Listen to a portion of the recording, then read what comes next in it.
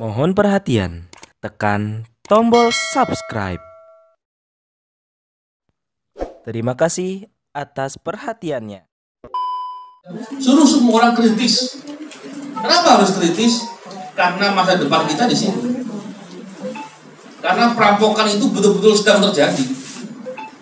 Dan perampokan itu sedang diupayakan untuk dilanggengkan untuk terus terjadi dengan cara memastikan pemimpin-pemimpin ke depan adalah orang-orangnya dia sendiri. Nah, itu yang terjadi. Dan itu yang berbahaya.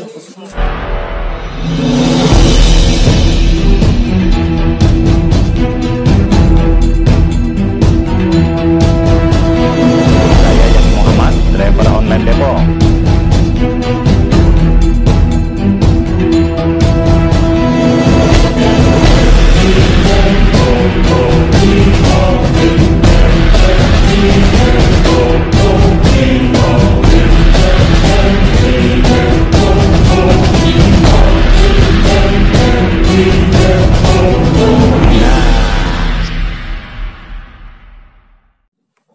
Saya sekarang ini menjadi pimpinan dari Satgas Khusus Pencegahan Korupsi Polri, langsung di bawah Kapolri.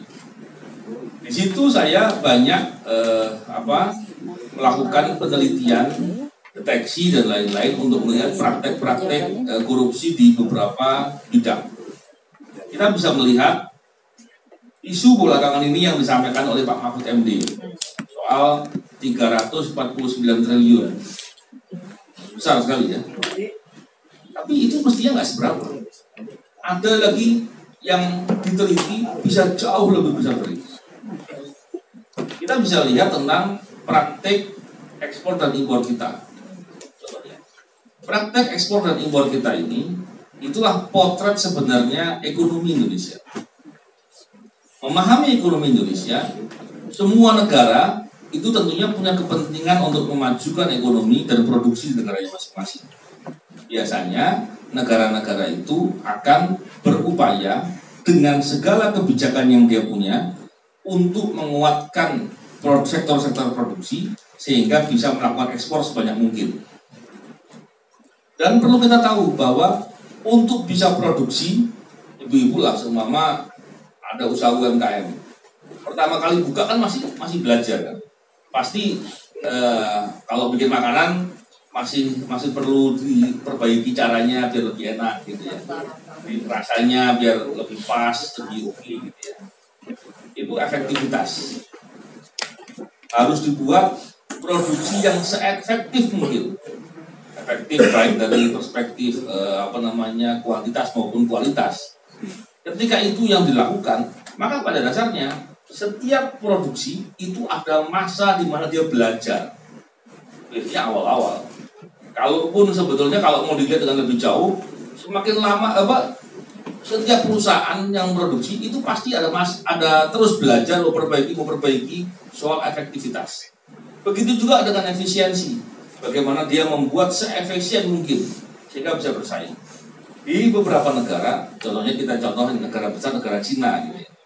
Di sana itu diberikan subsidi atau insentif kepada produksi-produksi tertentu, bahkan beberapa sampai dengan nilai 10%. Contohnya, produksi paku gitu ya, paku. Dia bikin, kalau kamu produksi paku di Cina dan diekspor, maka dikasih insentif 10%. Artinya apa? Dia jual harga pokok produksinya saja, dia sudah untung 10%. Kalau kemudian dia kirim ke Indonesia dan bersaing sama produksi Indonesia, selesai. Kenapa? Produksi Indonesia belum sudah dipajaki, diberikan beban, belum lagi pungli, belum lagi macam-macamnya. Terus bagaimana mau bersaing? Bagaimana kita bisa kuat bersaing lawan Cina? Maka kita bisa lihat di Indonesia ada nggak pabrik paku? Pabrik jarum? Nggak ada. Pabrik peneliti ada? Nggak ada. Atau pabrik-pabrik lain besi olahan? Nah. Jadi kita bisa melihat dari sektor-sektor seperti itu. Kenapa mereka bisa kuat?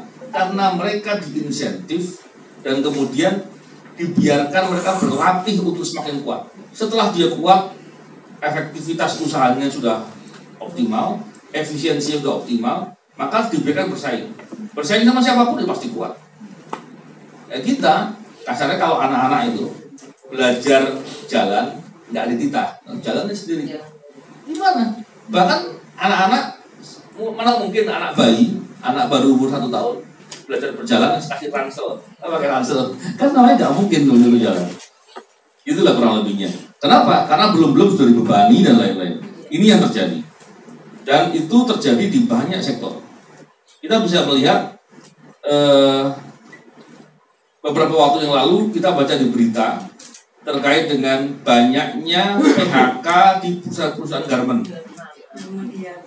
Ternyata itu semua terjadi bersamaan dengan informasi yang kita dengar di media, adanya tekstil yang masuk ke Indonesia besar-besaran.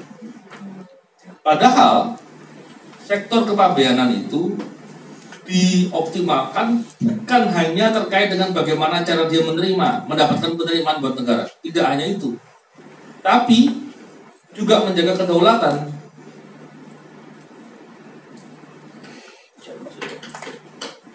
Kedaulatan itu ada 2 paling tidak. Yang pertama adalah menjaga agar barang yang terlarang tidak boleh masuk. Yang kedua, menjaga agar barang yang terbatas hanya masuk sebesar yang dibatasi oleh negara. Barang yang terlarang apa? Di antaranya narkoba, dan ada barang-barang lain yang tentunya itu diatur oleh pemerintah. Barang yang terbatas biasanya terkait dengan untuk melindungi produksi dalam negeri. Ketika barang itu kemudian dibiarkan masuk seperti itu, maka yang terjadi usaha dalam negeri hancur. Dan hari ini hampir semuanya terjadi. Ketika itu terjadi, bagaimana? Ya kita bisa lihat dampaknya sekarang, PHK banyak. Dan kalau PHK banyak, perusahaan sampai tutup, itu bukan hanya perusahaannya tutup, tapi UMKM sekitar pasti juga terganggu. Kenapa? Orang yang biasa catering, usaha-usaha lain dan lain-lain pasti juga pengaruh. Orang-orang yang biasanya punya penghasilan yang dengan penghasilan itu dia belanja, daya beli pasti juga akan turun. Nah, inilah gambarannya kurang lebih. Jadi itu kenapa itu terjadi? Karena praktek korupsi terkait dengan ekspor impor. Nah, bicara terkait dengan ekspor, kebanyakan ekspor kita ini bukan barang produksi, tapi barang yang sifatnya barang mentah, atau kalau istilahnya hilirisasi, diolah sedikit lah gitu. Tapi apa yakin barang itu melalui proses untuk bisa mendapatkan penerimaan negara? Kebocorannya sangat-sangat besar. Sebenarnya kalau mau diperbaiki agar itu tidak terjadi, mestinya tidak terlalu sulit. Contohnya begini, praktek impor itu melalui kepabeanan. Ini saya beritahu ke Bapak Ibu sekalian untuk sebagai perspektif ya. Melalui kepabeanan. Dan di sana banyak importir yang membuat invoice-nya harganya diturunkan, under invoice. Contohnya harganya 100 gitu. Dia bikin harganya 40. Sehingga biayanya dari 40 bukan dari 100. Sehingga biayanya kecil. Pertanyaannya, bagaimana cara antisipasinya? Harusnya, karena ini praktek yang sudah berlangsung lama, harusnya ada pola-pola terobosan yang dilakukan. Caranya bagaimana? Kementerian Keuangan itu ada Dirjen Bea Cukai, ada Dirjen Pajak. Kalau dia mengkoneksikan 2 dirjen itu dengan data yang sama, itu mestinya nggak repot.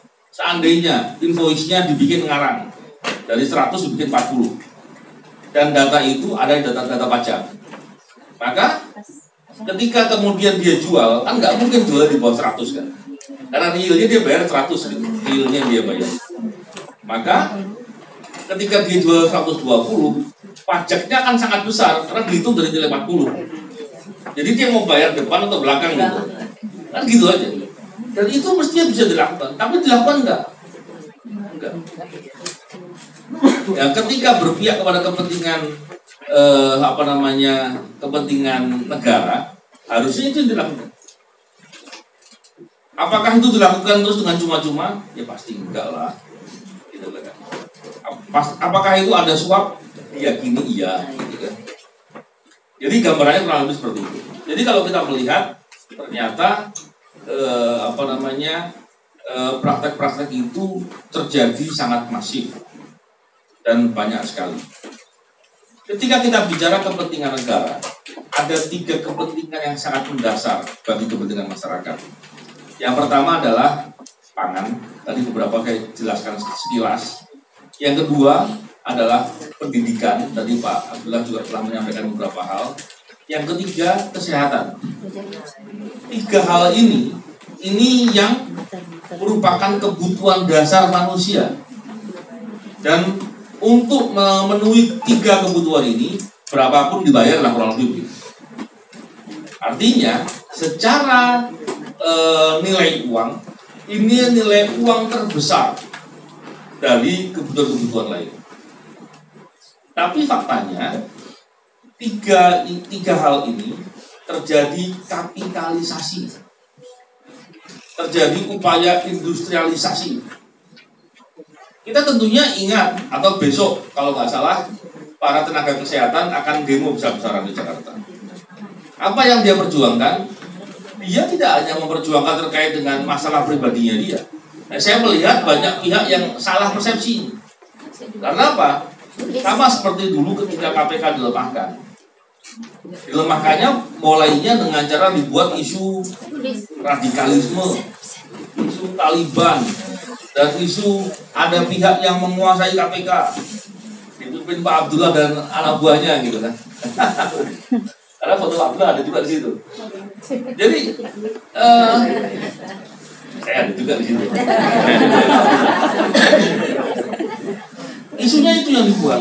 Setelah orang kemudian memahami seolah-olah benar, baru upaya pelemahan itu dilakukan. Nah, yang terjadi dengan sekarang ini hampir sama.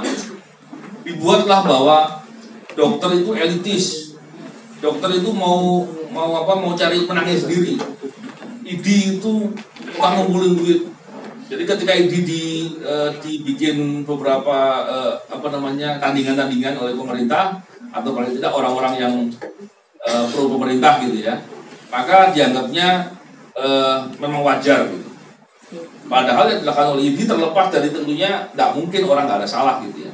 Tapi udah luar biasa sekali. Tapi yang terjadi dibuatlah persepsi ini. Dokter-dokter ini melawan karena mereka takut kehilangan uang. Padahal tidak begitu. Bayangkan kalau ke depan, Bapak Ibu sekalian, dibuat industrialisasi kesehatan, bukan hanya terkait dengan dokter, tapi terkait dengan obat-obat. Dibuat ke depan setiap orang itu kemudian data-data biologinya diambil ke luar negeri dan kemudian dilakukan riset dan mereka bisa membuat virus ataupun antivirus. Kapanpun dia bisa masukkan ke Indonesia. Oh, orang Sulawesi itu tipologinya begini. Virus yang cocok ini, kasih virus. Atau orang Jawa itu seperti ini, dikasih seperti ini. Antivirusnya dia yang punya. Dan setelah terjadi di mana-mana, dia datang dengan jualan. Itu juga dengan yang lain-lain, seperti ketika nanti teknologi kesehatan mereka yang pegang, maka mereka yang jualan suplemen, mereka yang jualan obat dan suplemen. Dan kemudian kita ketergantungan untuk membeli dari dia. Karena kalau kita lihat, mafia terbesar dunia, mafia obat-obatan. Mafia yang paling bisa mempengaruhi pemerintahan Amerika, mafia obat-obatan. Artinya, ketika terjadi seperti itu, maka kita sudah pada posisi tergantung dan mudah sekali. Seandainya perang lawan Indonesia, nggak usah dikirim rudal, perang biologi. Dikirimkan keadaan bagaimana kita kemudian sakit semua, mau bilang apa? Atau dikirimkan suatu racun-racun tertentu, Yang racun itu bukan racun kimia, jadi kalau deteksi sulit. Atau racun dari udara, tidak. Dan itu berbahaya sekali. Kita lihat contohnya di negara-negara maju ketika ada bencana di daerahnya, apa boleh dokter dari luar kemudian nyuntik atau ngambil darah, ngambil air liur, nggak boleh. Kenapa? Karena data biologi masyarakat itu adalah rahasia dan menjadi perhatian bagi mereka untuk bisa digunakan atau disalahgunakan dalam suatu penelitian yang bisa berbalik kepada kepentingan negara. Tapi di Indonesia itu nggak terjadi. Kenapa bisa begitu? Kembali lagi karena korup tadi. Dan banyak lagi kalau kita melihat fakta-fakta yang terjadi hari ini begitu luar biasa. Kita bisa lihat lagi contoh. Bapak Ibu sekalian, tahu food estate? Pernah dengar? Ya, banyak tempat sebenarnya. Di Sumatera ada, di Kalimantan ada, di Papua ada. Itu bagaimana cara memahami? Yang pertama, Indonesia ini punya kearifan lokal makanan. Dan itu kekayaan.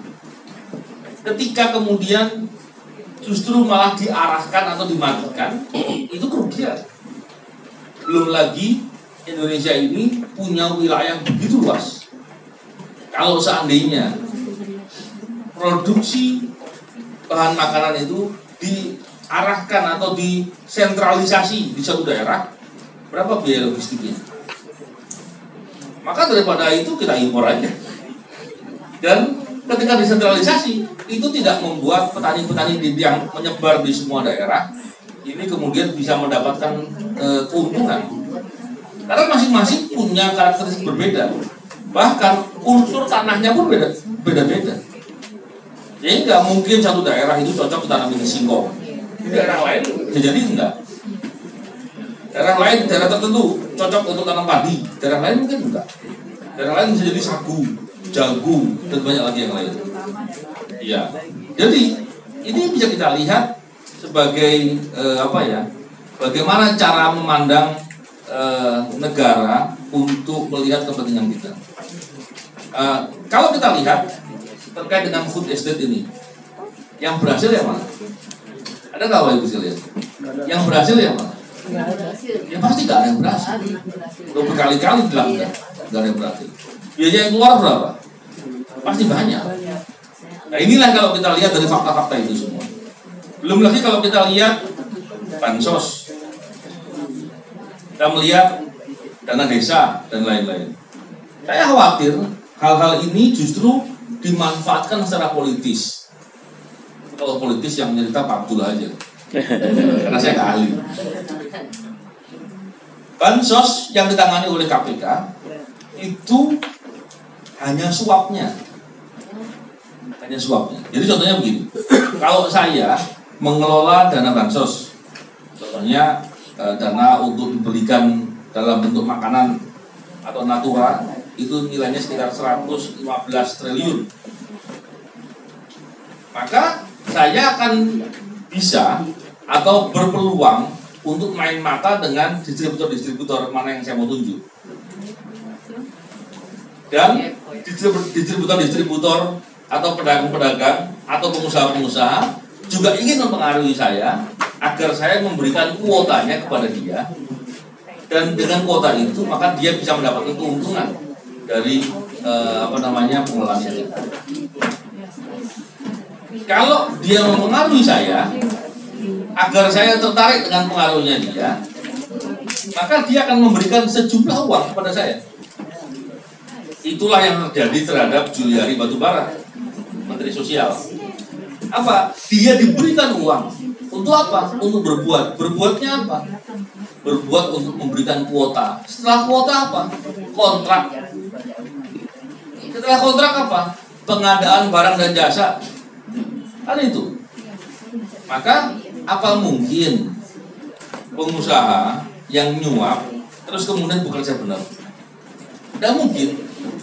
Terus kenapa nggak dihitung siapa aktor intelektual dari kuota-kuota tersebut?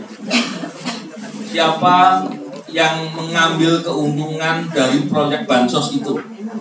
Karena informasi yang diperoleh dari nilai seharusnya satu kantung itu 300.000, itu hanya dibelanjakan sekitar 180 sampai 200.000.